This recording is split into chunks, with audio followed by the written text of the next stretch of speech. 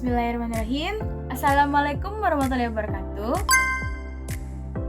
Perkenalkan, nama saya Lutfiana Ananta dengan NIM 123100046 dari kelas 2B PGMI.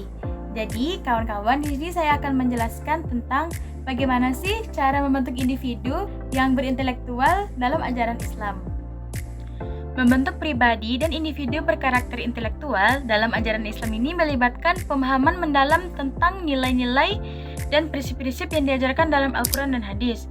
Nah, proses ini mencakup berbagai aspek kehidupan, dari pendidikan, etika, serta pengembangan spiritual dan intelektual.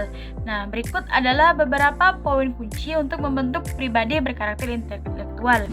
Yang pertama itu, kita harus mengetahui pentingnya menuntut ilmu.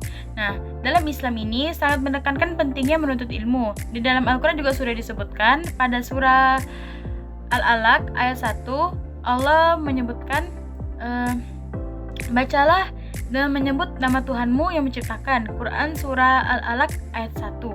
Nah, bukan hanya itu, dalam hadis juga dikatakan seperti sabda Rasulullah SAW yang berbunyi, menuntut ilmu adalah wajib bagi setiap muslim. Hadis riwayat Ibnu Majah.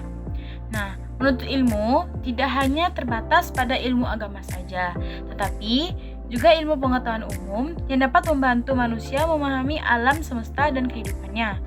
Lalu, Islam juga mengajarkan keseimbangan dalam menuntut ilmu duniawi dan ukhrawi. Ilmu duniawi ini adalah ilmu yang digunakan untuk kebaikan umat manusia dan pengelolaan di dunia. Sementara di ilmu ukhrawi ini diperlukan untuk mencapai kebahagiaan dunia dan akhirat. Lalu yang kedua itu ada pengembangan spiritual. Nah, iman dan takwa adalah fondasi dalam membentuk karakter intelektual. Nah, jadi seorang muslim ini harus selalu memperkuat imannya melalui ibadah-ibadah, yaitu seperti sholat, puasa, zakat, dan haji, serta menjauhi perbuatan dosa. Nah, selain itu, dengan membiasakan diri dengan zikir dan doa, dapat memperkuat hubungan dengan Allah dan mengembangkan spiritualitas. Nah, zikir membantu menjaga hati tetap tenang dan fokus pada tajdid yang lebih tinggi. Lalu yang ketiga, ada etika dan akhlak.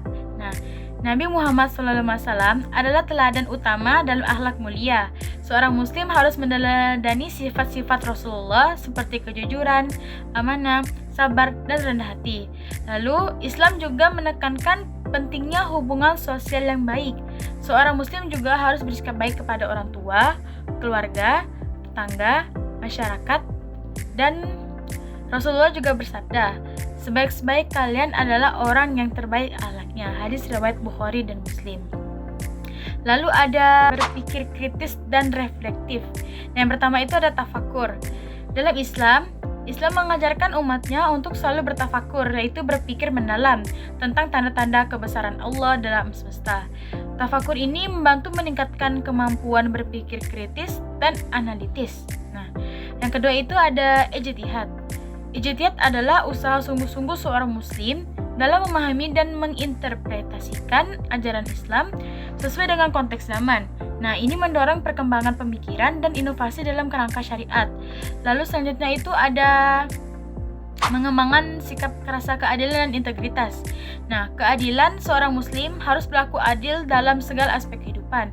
Dalam Al-Quran dinyatakan dalam surah An-Nahl ayat 90 yang berbunyi, sesungguhnya Allah itu menyuruh kamu berlaku adil dan berbuat kebajikan. Lalu selanjutnya itu ada integritas. Nah, memegang teguh prinsip dan integritas ini sangat penting dalam Islam. Seorang muslim harus jujur, amanah, dan bertanggung jawab dalam setiap tindakan. Lalu selanjutnya itu ada kesehatan fisik dan mental. Nah, pada saat menuntut ilmu ini, Islam juga menganjurkan pentingnya menjaga kesehatan fisik dengan mengonsumsi makanan yang halal dan yang thayyib, serta berolahraga.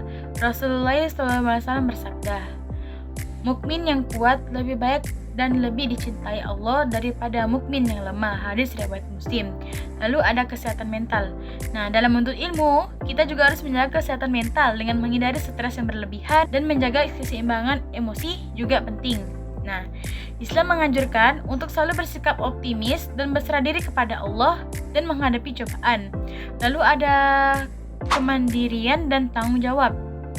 Nah, dalam menurut ilmu ini juga, Islam sangat mendorong umatnya untuk menjadi pribadi yang mandiri dan tidak bergantung pada orang lain kecuali dalam hal-hal yang memang membutuhkan bantuan. Nah, seorang muslim juga harus bertanggung jawab atas segala perbuatannya dan selalu berusaha untuk memberikan yang terbaik dalam setiap tugas yang diemban atau diberikannya. Nah, jadi membentuk pribadi dan individu berkarakter intelektual dalam ajaran Islam adalah sebuah proses yang holistik yang melibatkan pendidikan, pengembangan spiritual, etika, berpikir kritis, keadilan, kesehatan, dan tanggung jawab. Nah, dengan menerapkan nilai-nilai Islam dalam kehidupan sehari-hari, seorang muslim dapat mencapai kesempurnaan karakter dan tidak hanya bermanfaat bagi diri sendiri tetapi juga bermanfaat bagi masyarakat. Jadi teman-teman, hanya itu saja yang dapat saya sampaikan. Assalamualaikum warahmatullahi wabarakatuh. Bye-bye.